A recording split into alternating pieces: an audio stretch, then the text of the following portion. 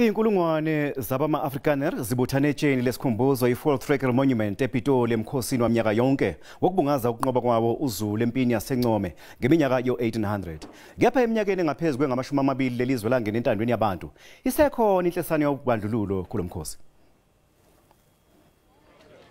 Usuku lokubuyisana ngesikhathi sobandlululo lolwaziwa ngosuku iDay of Convenient noma iDingans Day.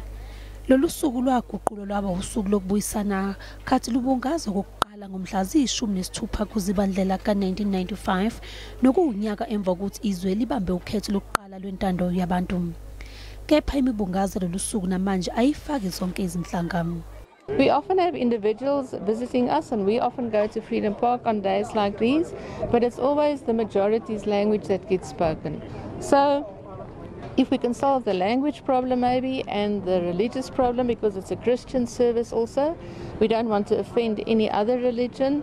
Until we've resolved those issues, which are cultural issues, I can't see it happening.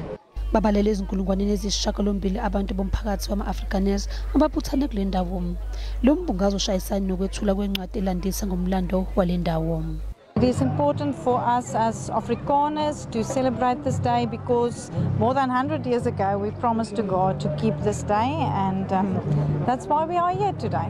I think it's very important that we need to get closer as South Africans. We need to get more closer together and bind so that we can form a unity because unity is power. Iningi alizange liphuthelwe ke ilomcimbi nakuba ilanga belishisa lishaya ukhakhayi lwesikhumbuzo somholi wabo uPitoli kanye nabanye abaholi abaningi abashona khathi kufuduka kusuka eNcome kubhekwe Transvaal ohambeni lwaduma ngeGreat Trek.